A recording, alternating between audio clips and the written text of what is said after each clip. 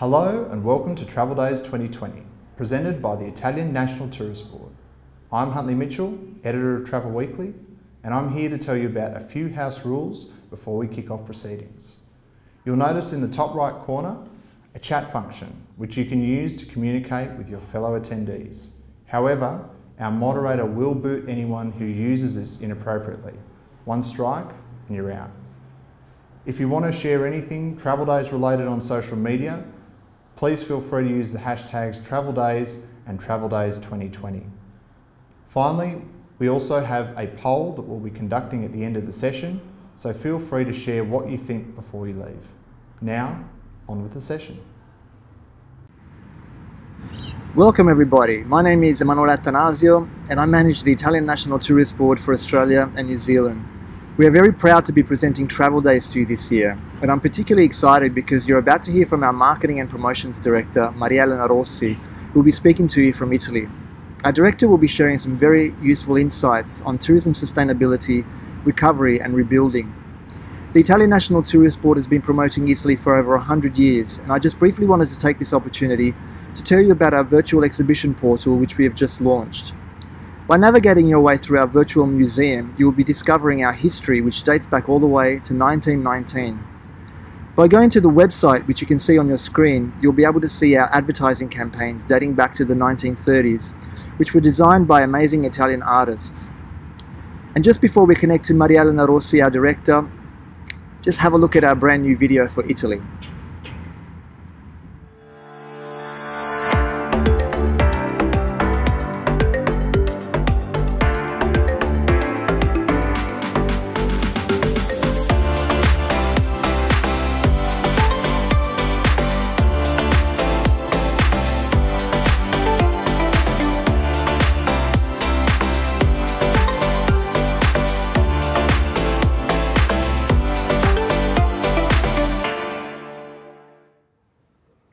Good morning, Elena. It's great to have you with us today and to be able to introduce you to our Australian audience. Good morning from Rome to all of you, and it's a pleasure to be able to attend this event. The first question that I would like to ask you is about sustainability. Sustainability has become an important topic for tourism. How is sustainability important going forward for Italy? It's a very good question because sustainability has been a theme that we've been discussing for years, and I think finally we get a chance to approach it in the right way. With the increase and the strong growth of tourism during the last years before the pandemic, we were talking about sustainability. We were experiencing over-tourism in our art cities, and therefore there was not the attention that we can concentrate on today. I think that the real challenge in general, and especially in tourism, especially for Italy, being one of the biggest tourism countries in the world, is to balance sustainability in terms of environment with the economic sustainability. I think that we know very well how this pandemic will affect economically and socially our countries. It will be a global economic impact that we will experience, and therefore thinking now how we can combine and balance environmental sustainability with economic and social development, I think this is the challenge. I think looking at what is happening now in Italy, the approach, especially of cities, is exactly in the direction of making cities more sustainable for citizens and therefore also for tourists, and who will eventually restart traveling to Italy. Because the demand will be, is there and is very strong when we look at data, big and small data together in terms of the expectations of the restart of traveling to Italy. we see that it will restart eventually. I think what people will find when, and tourists will find when they will come back to Italy, hopefully very soon, is something has changed, that the citizens have got to know better and have become tourists in their own cities. And this has brought more authenticity, which is back, more sustainability in terms of transportation, more sustainability in terms of infrastructure. I think when I look at Rome, Milan, Venice, and Florence, they're all really rethinking the way we are living in the city. And in that respect, I think it's a path that we are starting to face now, and it will take, of course, some time. But I really do believe that this is an opportunity to become better. And I really do think that both policymakers, both the tourism industry, the private sector is working in this direction. And working together is really the answer, especially in tourism, where public and private do necessarily have to work together to find the solutions. That brings me to my next question. When do you think we can expect travel and tourism to recover? Well, we look at data now, and it depends very much also on which kind of tourism we want to talk about. Domestic tourism has proved to be one of the elements of a certain, let's say, sustainable summer and a sustainable year for our tourism industry. I mean, as I said, Italians are discovering their country, and proximity. So that means people who can drive 1,000 kilometers in Italy, or to Italy, and from Italy. This is actually more or less the distance that has been covered by tourists this summer. So we experience also proximity European traveling. And for people who are more independent in deciding when to leave, when to go back to their country, how to travel around. So I think, again, I mean, cars have been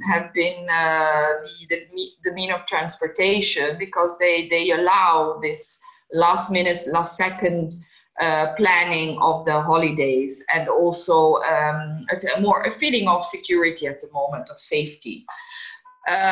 So when we think about domestic in Italy, we think about European travelers, and I do think that even in the winter season, when our Alps will be hopefully covered by snow, we hope that there will be some domestic and European travelers skiing on our ski slopes.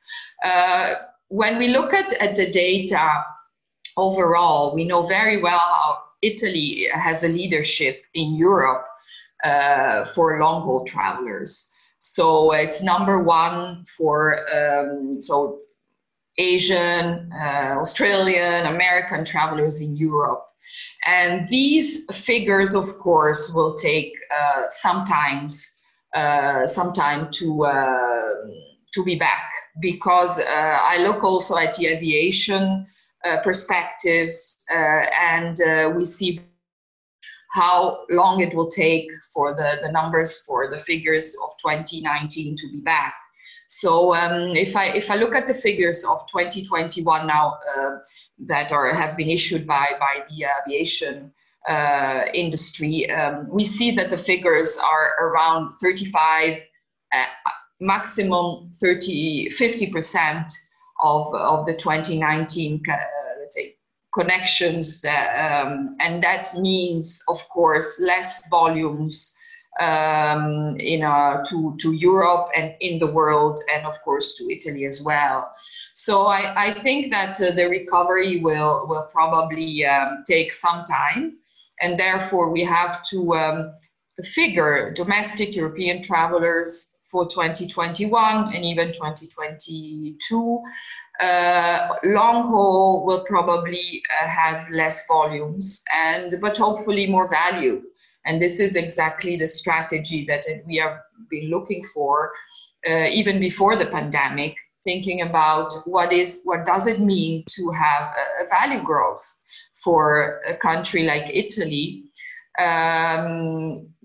because we consider value not only in terms of economic growth, which, as I said, is very important for our tourism industry, but it's also a question of evaluating more our heritage and our country and trying to present it and to market it in a different way, to reposition the destination Italy in terms of value. But as I said, the economic side is very important. But if we are ourselves aware of also the cultural value and the historical value that we can convey to the market, and I think this is our challenge. And in this way, we will be able to rebuild also for the future, when the figures of 2019, which has been a record year, will be back.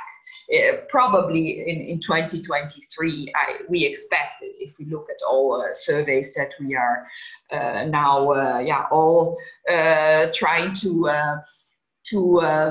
give us a path of the recovery. Yes. Maria Elena, what advice would you like to give the Travel Days audience, and more specifically to the travel agents? Well, I think that the travel agents will have a role, a very important role, more than we probably thought before the pandemic. And this is the reason is trust. I think that the most important word in these uncertain times is trust. And I think that the travelers want to be reassured, want to have a travel agent, a travel advisors who can guarantee all the value chain, all the service providers, and he can, be the person who really makes the people travel safely. And in that respect, I think that really the travel industry will have to also reshape the way it has been also affected by digitalization, by the big, let's say, tech companies in the travel world. I really do think that to also reassure and to bring back confidence for travelers, we do need travel agents very much. So I think the personal relationship that each travel agent has with its client, with its customer, is key in order to restart. And so this is actually the most valuable advice I can give to travel agents. I mean, and they probably know very well how to do it, but this is really key to restart all of us.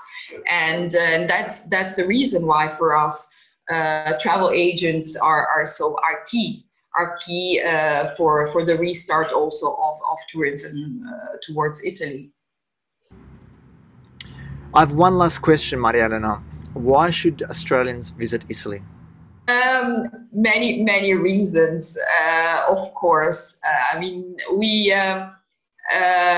think and we know that Australians love Italy because of its lifestyle, because of its cultural heritage, because of the people. And as I said earlier, Italians rediscovered their country. So they are becoming much more ambassadors, and they are much more aware of the extraordinary heritage they're living in.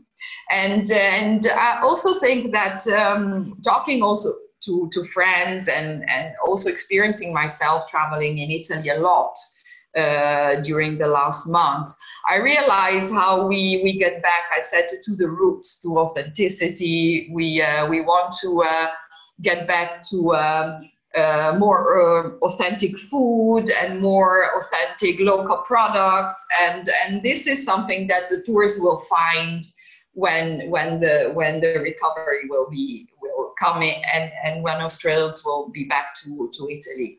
So I really do believe that Italian lifestyle is now even has been enhanced by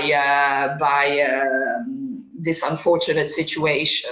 And we have to see the positive sides.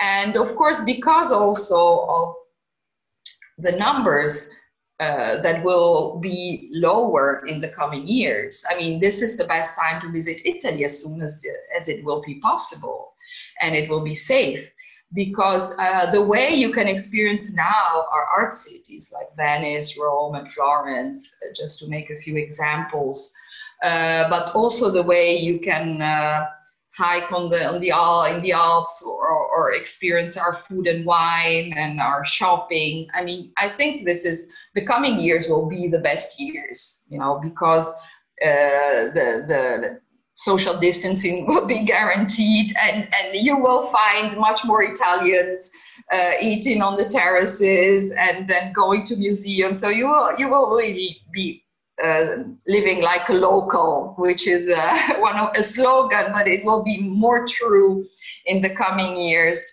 than it was before. So I think there are many reasons, and many also opportunities, events that we shouldn't forget that in 2026 also the Winter Olympics will be held in Italy, between Milano and Cortina, and this is also a path that leads to let's say for us to a sustainable path, and to a new positioning of our country.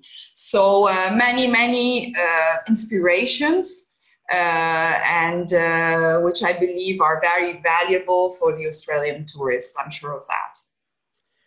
Thank you very much, Maria Elena, for fitting us into your busy schedule. I would now like to show the Travel Days audience a brief clip of the virtual museum that celebrates our 100 years. Can you give us some final thoughts on that, seeing as it was only just launched?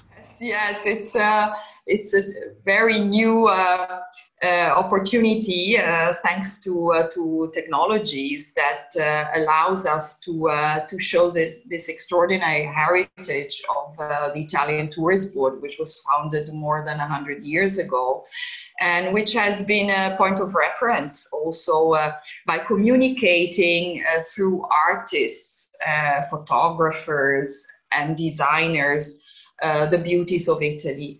And what we have been doing during these months has been digitalizing all these huge archives, which contain around 100,000 pieces of art, photography, and other material. And this digital archive has been combined with a software which allows us to see and to visit an exhibition in 3D. And I think it's an experience which shows how we can combine, let's say, virtual with real. And we do hope to be able in 2021 to have a true exhibition in the center of Rome, as we were planning to do, and to be able to combine both, so the real experience with the virtual experience. This is also something that will be left from this period of virtual life and virtual meetings, etc. And we will be able to combine both to have this digital